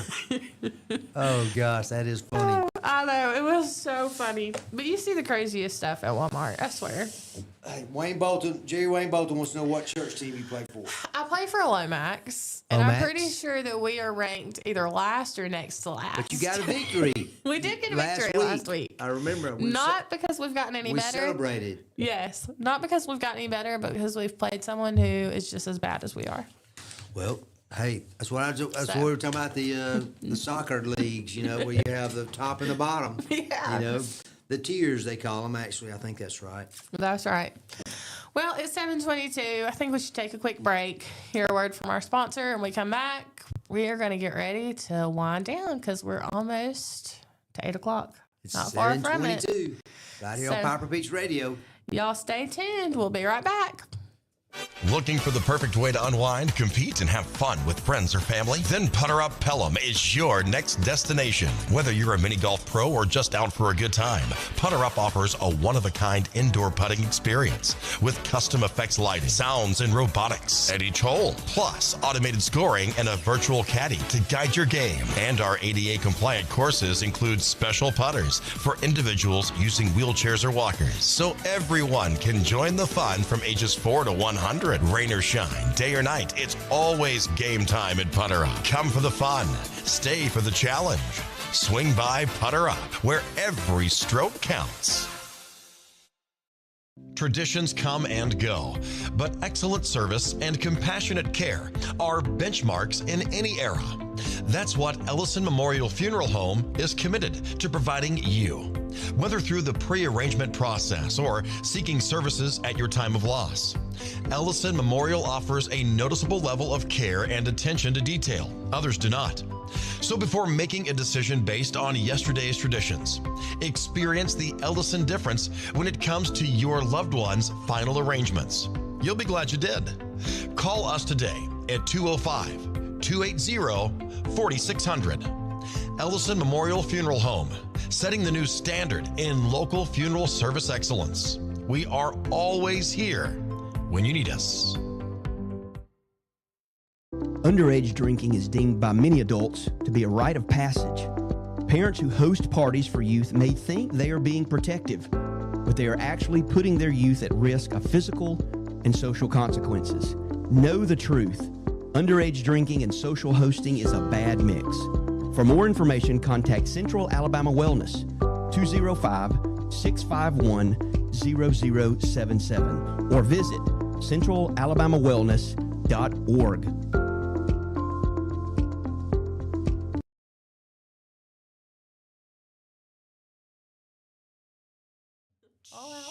Hello. Good morning, everybody. We're back here on Piper Beach Radio, the Morning Mayhem with Taylor and Mike. We're glad you're along with us Yes. for the ride. And, I know you travel a lot. You seem like you're going on trips all the time, but you like to drive. Yeah, right? we You drive. You don't fly a lot. I've never flown. I want to fly. You've never flown I've ever? never, ever flown. Wow. I know. I guess I took it for granted. I used to fly quite a bit. I thought it was quite a bit. And I Yeah. knew a lot of people flew a lot more than I did. But yeah, I had to get on the big jets every now and then. And then even when you had, depending on where you had to go, you might have to get on a little puddle jumper too. Yeah. But the TSA is making a change. One of my pet peeves when I was working and traveling, Taylor, is to have some person, and I'll just use the word person because it could be anybody, dragging a giant suitcase way over the size that was supposed to be for carry-on and jamming it into the overhead bins, or, needing... one of the things I hated was to get there, put my little stuff in, and just sit back and relax and wait. And I never buckle up until everybody's settled. Yeah. And then somebody says, "Oh, can you move your stuff over here so I can get my overstuffed bag in, here?" And I just want to say, "No, I won't." But I don't know if I ever said no. I don't think I did. It was kind of like, yeah, okay, I'll do it. But what you need to do is check the bag, right? Yeah. Check your bag, pay the $50 or the $25 or whatever your airline charged or charges, and move on. But the TSA is cracking down on these bags. Now you think about this size bag now, Taylor. You tell me. I know you know your bags real well because you have a lot of bags, right? When you go I do for a have trip, a ton of bags. Yes. Exactly. All right, it's supposed to be 22 inches long, Okay. which is less than 2 feet. I mean, that's pretty small. Yeah. 14 inches wide and 9 inches tall. That is a carry-on. But what we see now are just, they just let them get away with everything.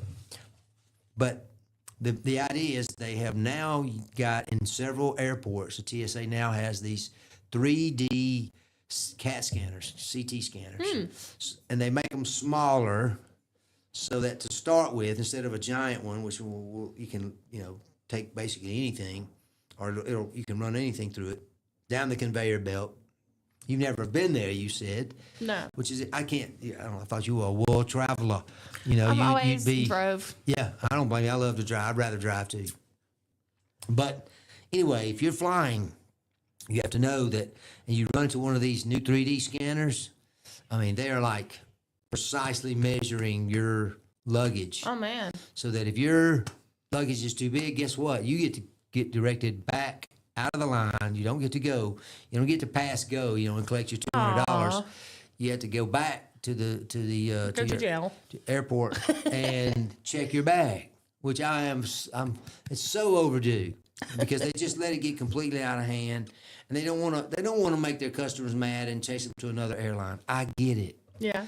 But what about the other 200 customers or 100 customers on that plane who don't have, an oversized bag with them?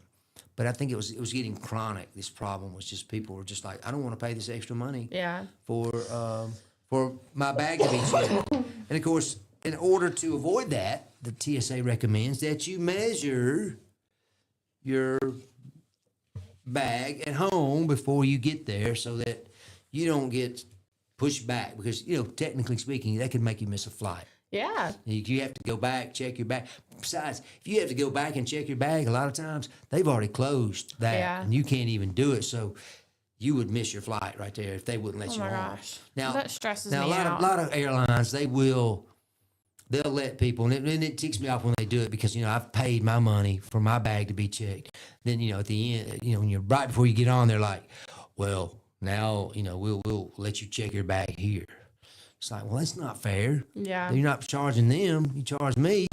But, life's not fair either. But, hey, if you're traveling out there, and I know a bunch of you do, just know that you could run into this new scanner and just give yourself a lot of time in case you had to go back. If you're pushing the limits. Now, if Yeah. it's truly a carry-on, you're cool. No problem.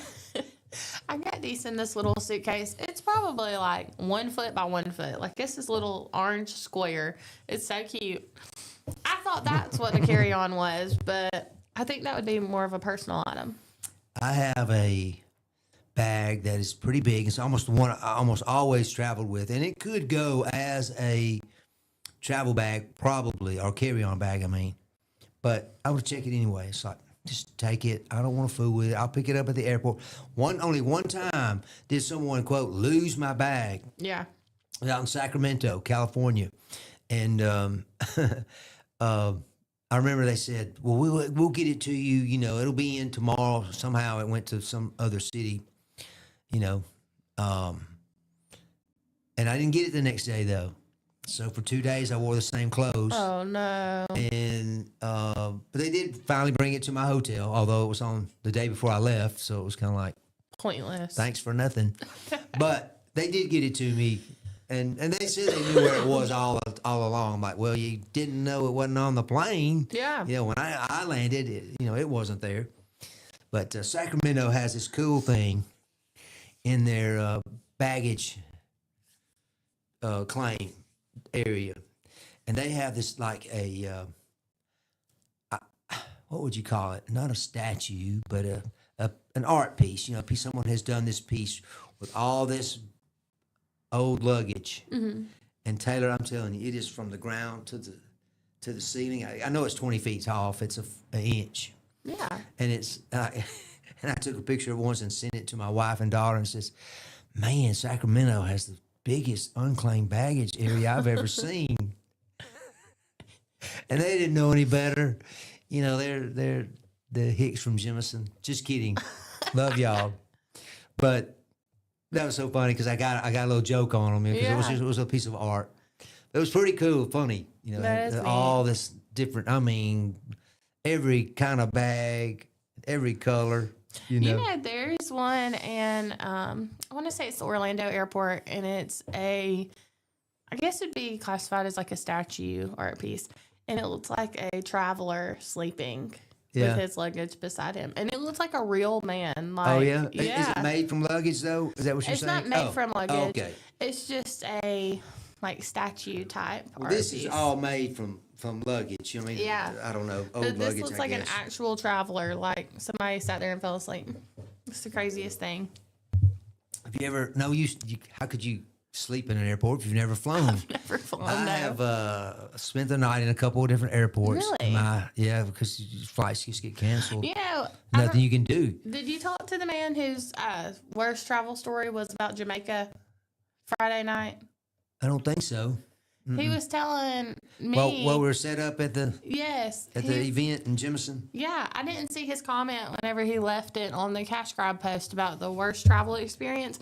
But he said that they were going to Jamaica and that there was a Microsoft outage and they had issues in Atlanta and then they finally made it to Jamaica and that it went out again maybe, but that he got stranded at the Jamaican airport and he was on the wrong side of the island and he was like, the people there told him they could stay overnight, but that the airport was closing. They were going home. And he was like, okay, well, I'll just get a hotel. And they're like, no, you don't want to go outside here.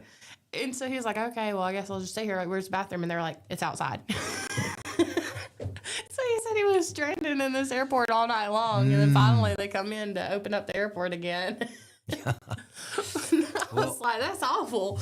Gosh. Well, even at 2 o'clock in the morning, the Atlanta airport is well lit. Yeah. But I have spent a night there, and I spent a night in the airport in Dallas, I think it was. Oh, wow. And now that I think about it, maybe one out in Midland, Texas, because it's a very small, they call it an international airport, but it's like a regional. Yeah. That's the Permian Basin. That's big oil fields out there. But that one, while I was out there, was a different type of storm had gone through. But I remember that thing closed down at like 6 o'clock, 7 o'clock. They didn't have any flights coming in.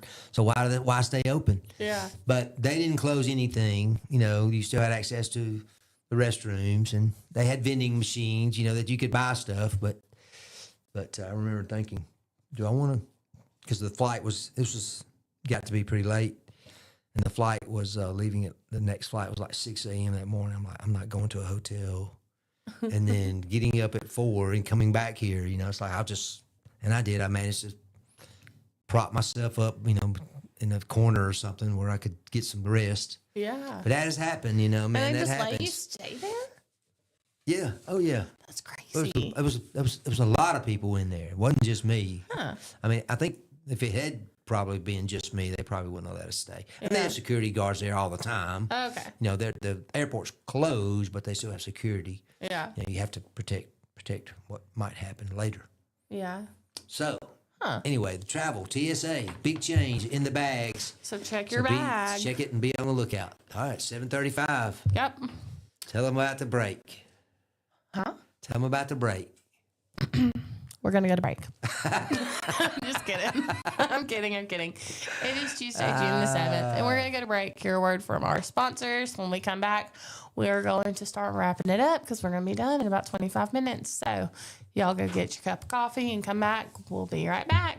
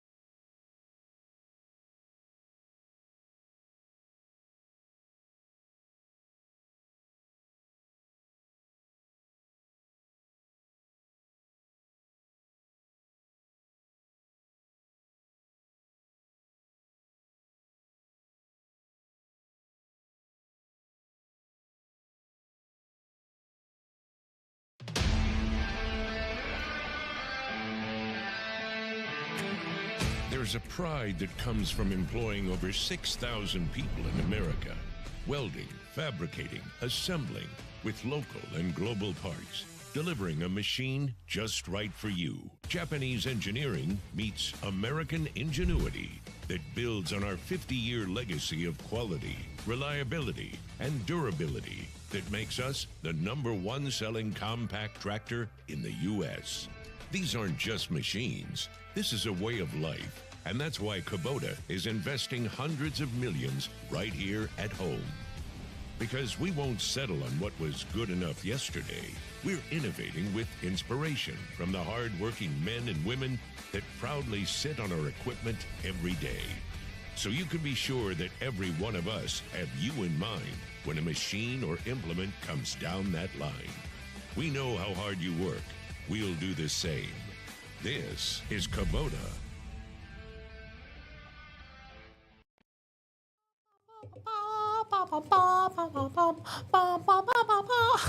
All right, we got a little different kind of bumper music coming back from that one. That was Taylor on the microphone to my left and singing again. That's twice today. I know. She's been. It's great though. It's great. It helps me not to cough. Well, keep singing then. That's a good thing then. You know, I've told you about my nephew kidding with me, catching me singing on the radio, you know, with the radio, along with the radio. And he'll say, Uncle Mike, who sings that song? And I'll say, so-and-so. He said, well, let's keep it that way. I'm like, That's come what on, Bailey man. does Come on. to me too. It You're hurts family, my man. feelings. Come on. I'm your uncle. Right. Hey, Workout Anytime is one of our morning Mayhem sponsors. They are, along they with are. Woods Surfside Marina. I bet that marina's hopping right now. I bet so. You know, you got to make hay while the sun shines, right? Or something That's like that, right. or bale hay. But anyway, wish them all well. And hey, you listeners and folks out there watching us, patronize our sponsors for us. Let them Yes. know that you called them for services because you saw it here on Piper Beach Radio. We'd appreciate it. They'd appreciate it. But they're great folks, all of them, and we really appreciate their sponsorships. Absolutely. We wouldn't be able to do this without them. We could not. Or without our viewers and listeners. So Hey, thank you know, y'all we're talking too. about travel, and I'll mention my airport woes. Yeah. Brian talks about bus terminals, that he's slept in a few bus terminals in his life. Oh my. And he says how bad they are. I Yeah. can imagine. But I've always wanted, I've been on a couple of trains, not really long trips at all, like a couple of hours maybe. Yeah. But I would really love to go on a trip, Amtrak or something, I down to know. New Orleans or something. I watched some show the other night, Taylor, about the Canadian Rockies Railway or something. I mean, they just get on there for days, you know, going Yeah. across Canada. I know. Trans-Canadian or whatever. I don't know what they call it. We But were gonna it take- sound like fun to me. Yeah. We were going to take the train one time to New Orleans, and it ended up getting delayed like multiple times. And there ended up being a train wreck up on the track somewhere. So we ended Yeah. up just driving. Yeah, my But- wife does not want to go on Amtrak because they have had accidents. Yeah. You know, and when a train has an accident or derails, it's a big story. Oh, yeah. You know, it's not like a car, you know, accident or No. something. But you know, there's one now from Mobile to New Orleans. So it's not That's as what I'm long. talking about. There's one, you know, that Well, there is goes- one from Birmingham, too. to Mobile, you know, and goes to New Orleans. No, this one was just from Birmingham to. I don't think it went to Mobile. I think it went through. It might have, Well, but I does know now, it went doesn't through it? Mississippi. Don't they go to Mobile from? I think from now they Birmingham now? would, Yeah.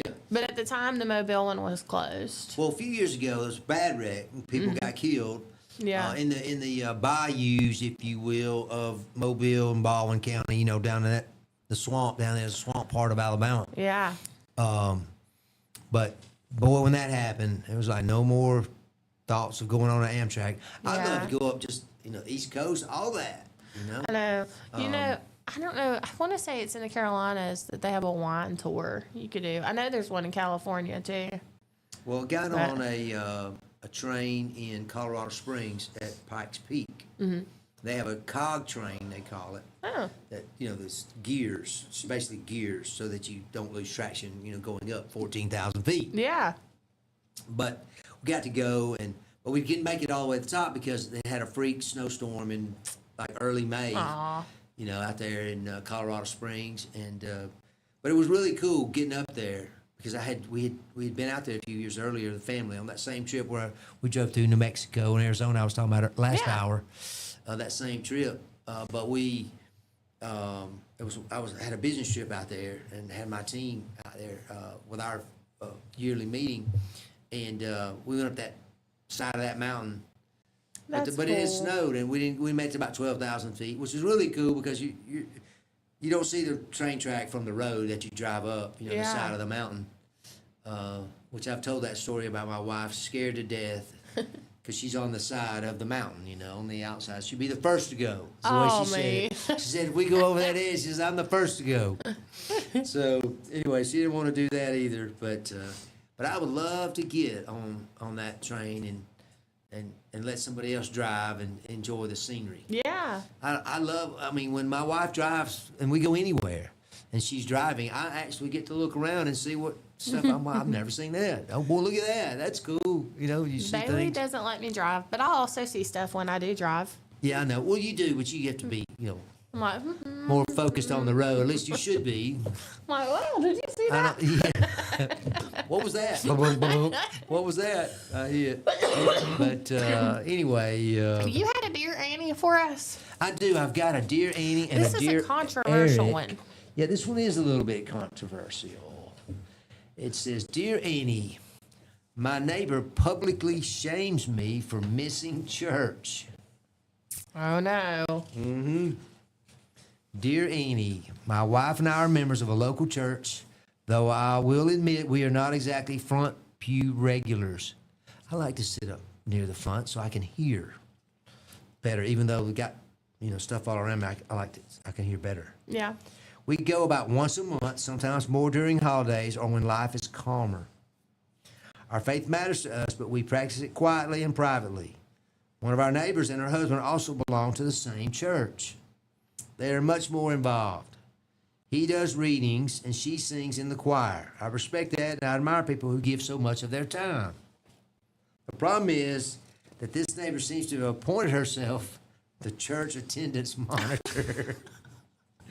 At neighborhood cookouts, driveway chats, and casual gatherings, she will say in front of others, I didn't see you in church Sunday. It always lands like a public scolding. My wife and I both feel embarrassed, as if we've been called to the principal's office in front of the whole class. Sometimes there's a perfectly good reason why we missed church. Sometimes we were tired, traveling, helping family, or just needed a quiet Sunday at home. But I do not think we should have to explain ourselves. We like our neighbors and do not want to create hard feelings. At the same time, our church attendance is personal, and I do not appreciate being shamed over potato salad at a block party. What can I say that is polite, firm, and maybe even a little humorous so she gets the message without turning into a neighborhood feud? Signed, Keeping the Faith Privately. What do you think, Taylor? I think he should say, I didn't know you were the church attendance keeper. That's humorous, especially if you say it like you just did, laughing like that, Me. Well, Dear Annie says, your neighbor may have important, dear reader, it says, although usually they put a little humorous comment there. Your neighbor may have an important role in singing in the choir, but that does not make her head of admissions. She says the next time she points out she didn't see you in church on Sundays, say, we must have missed each other, but thank you for thinking of us. Then change the subject. Now, I can understand saying that, something like that, to try to change the subject. Yeah. But if you weren't there, then you didn't, we must have missed each other. It's almost like a lie, isn't it? Yeah, I would think don't so. like that. I don't think I would Not say good advice, Annie. Yeah, exactly. If she insists on figuring out what you did in the time you weren't at church, say something even clearer, such as, we prefer to keep our church attendance private, like butt out. Translation, butt out. No, Yeah. It says, she does say that, but she says, it is none of her business. And it says, it's just funny, how she says about judgment in here, that people shouldn't judge each other. And you shouldn't. Yeah. I mean, you will be judged eventually, but Well, I feel like not by me.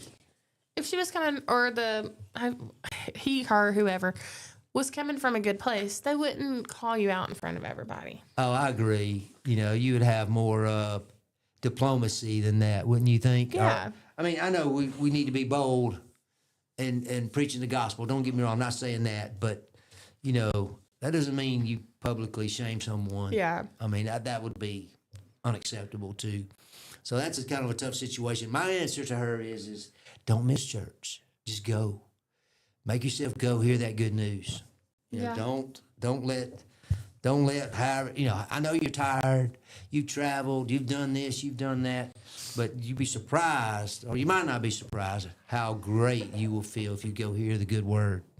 And that's the way I look at it. I mean, that's why I go, or not the only reason, of course, that I go, but I go because I want to hear that good news. Yeah. Because I get sick of hearing all the stuff we hear on, you know, on the news. And, Yeah. you know, even on the radio sometimes, you know, they like to get too negative for me. And generally, church is not that negative. I will say I went Sunday and I felt terrible the whole time. Oh, just because did. you felt bad? Oh my gosh, I had the worst headache I've ever had Sunday. And so I got up, I went. If I wouldn't have had decent, I wouldn't have probably went. I probably would have watched at home because Y'all stream it every Sunday? Yes. Well, that's I was for just situations feeling like that, I so guess. bad. But they don't stream the kids service, of course. So He would have missed that. yes. Yeah. But well, I'm glad that I went and took him. And then I got home and I changed into my pajamas and I laid in bed and took a nap. but that's a tough situation for that person to be in, you know, where they don't go. And then they feel guilty because they probably think they should be there, but they're not there. If you're So I think that addressing it conscience in an is ugly just, way. you know, I think it's just the Holy Spirit working on them. Yeah. But I think, too, if someone is addressing it in an ugly way, that's more likely to push them away from church than it is to get them in there more regularly. It is. I think I agree with you there. It certainly is. It wouldn't help me No. get there more often if somebody's going to, you know, say something to me every time. You know, be the hall I monitor, know. so to speak. The hall monitor. You know. They You could have remember that? said. Did you ever get to be the student in charge when the teacher would leave and say, "Okay, Taylor, you take names." I did. You did. Yeah. I bet you were pretty faithful with that, weren't you? Well, actually, Or one your time. friends get out of line and you just go like, "Oh, I didn't hear that." One time, I was the person not keeping names, but I shushed this guy next to me because he was talking so much, and he hit me. I was in 3rd grade. Yeah, he chopped me in the throat, and I punched him in the nose. There you go. I figured you. I was Yeah. gonna say he didn't get away with that. No, he did not. Unscathed. Hey, he And learned. I don't know. I I'm bet really he didn't shocked punch he you in the didn't. throat anymore, did he? No, Yeah, exactly. That old nobody else ever did either. punching the schnozola, that'll do it. It's not You ever heard somebody's nose being called a schnoz? yes, Okay. but never a schnozola. Schnozola? Well, that's a technical term that we learned up in northern part of the county Gosh, that is funny. where I stay. Yeah, I was in 3rd grade. That was my first year at Verbena. It was a very traumatic experience, if I'm being honest. I remember getting in this fight once in the middle of class. This guy had a yo-yo, Yeah. and he kept doing these tricks, and it was like one time. You were jealous. No, well, I was. I was horrible with a yo-yo. You know, I couldn't make it. I couldn't walk the dog. I couldn't do anything simple. But anyway, he had it, but he was just careless. I was Yeah. like, man, you're fixing to hurt somebody with that thing, you know. And he wouldn't quit, and then he hit me again, you know. I was Oh like, my okay. gosh, that was the final And I straw. was like, man, you put that thing down. He wouldn't do it. He did put it down. But we tussled there for a few minutes. And I remember friends of mine to this day will talk about that fight, you know, that we had. It's like, that was so funny because it was like the middle of history class or something. You know? It's like, You know, what is he why doing was there with so many fights during history? I remember there being fights during history Oh, at yeah? Verbena too. I can't recall one class or the other having more fights, but I do remember the worst fight I ever saw. And I won't mention these guys' names because they're both still around. But there was a guy about my size, and then there was a guy that was a really big, like a football player. And they had been they jawed each other the whole time, you know, the whole year, school year. And finally, I guess they just, the little guy, I call him little guy, he just got enough of it. And right in the middle of class, I remember I was sitting there, and all of a sudden he just stormed by me and kind of bumped my arm. I'm like, what is he doing? I almost said his name. I said, what is he doing? And he just walked up behind this guy and just cold cocked him. Oh my gosh. And we had John Smith was the teacher. This was in 5th grade. I'll give that much away. And of course, there's lots of folks that are around here right now that were in that room when this happened. And they just tied up, and they were slamming desks around. And Good I mean, night. you know, they were 5th graders, but still, this one guy, he was big enough to be a 9th grader. But man, I remember they tussled, and I was like, wow, you know, this desk is flying, and it was like Mr. Smith's trying to get control of it. And Mike's sitting there like, Yeah, I'm like, I got my popcorn. No, we didn't carry. I didn't get to carry that kind of stuff to school, man. Are you kidding me? All I got was a school lunch. You know, whatever they had. That's what Mama said. You getting that today? You know, you'll love macaroni and beef, or what do they call that? Beefaroni. yeah. You know, but anyway, I just remember that was I don't one. know, though. Y'all's That was food one used to heck be of good at school. one heck of a classroom fight. I bet. My gosh. Yeah, I mean they tied up, and there was no obvious winner. I'll put it that way. It was a good, even fight, even though they were mismatched as far as size go. I was proud of Well, I'll the smaller say, guy. after my traumatic experience in 3rd grade, I moved from Meadowview in Chopped Calera. in the throat, huh? He chopped me in the throat, and I still hate, like, don't touch my throat. I hate that. Like, I don't want to be touched Well, that on the is a throat. traumatic event Yes. for you. What were you, about I got 8 or chopped in the 9? throat. Yeah. And then, but I moved from Meadowview in Calera. Oh. Or Saginaw or whatever to Verbena. And my mom, like, I went from having like art class and music class and all these different classes to being in one room all day at Verbena. And my mom was like, it's okay. Like, it will be pretty much the same, you know. No, it was not. This girl bit herself and said that I bit her. Somebody stole my hat at field day. Dude chopped me in the throat. Like, it was like going to prison. It was terrible. Incorrigible children. Right. You were, angelic like. I'm These sure. girls tried to pierce their own belly button during dadgum SATs. That's expensive. You got to cut. In cut 3rd grade. Save money somewhere. Yeah, I know, really. Good night. Oh, man. That is. But anyway. That's funny to think about. I don't know how I got talking about that, but I don't know, but ever since then, like in high school, if fights I'd have anxiety attacks. Like, I'd cry. well, the spot I mentioned before, the spot that we would fight in Adair. Now, in elementary school, I guess we had some fights. I mean, it was out on the playground, so I don't remember any real blows exchanged. But as you got older, blows were exchanged. Yeah. I mean, it was almost a daily thing. And it was not necessarily the same two guys, although I got in fights with one or two people quite a bit. But I remember you would challenge somebody and you would say, okay, meet me at the cemetery. There's a cemetery right there next to Adair. Because that way you were off school grounds. You know what I mean? And you wouldn't get in trouble. I mean, you would get in trouble, but it wouldn't be the same as if you were in the classroom. Yeah. Like those two guys I was talking about a minute ago. But yeah, that was the spot, you'd go to. Meet me at the Mr. Wyatt's grave, or I don't know. Just kidding about that part. Gosh. Yes, you got to be specific. It's a big cemetery. Yeah. You can't be seen as a chicken, right? You have to defend yourselves. How come a chicken gets a bad rap? You know what I mean? What have they done? Because, have you ever been attacked by a rooster? I mean, that's serious stuff. I have not, but our neighbors have a bunch of chickens, and they let them free range or free roam. Yeah. But they stay in their yard. It's pretty amazing. Of course, I think that's where the food is. Oh, yeah. That helps. But they get out of their cage, I think at night he shuts it. Oh, yeah. But any other With time, the coyotes and beavers and I everything guess. you've been seeing. Well, I don't think a beaver would hurt them. I don't But that know. coyote would, though, if he could Yeah. get a hold of it.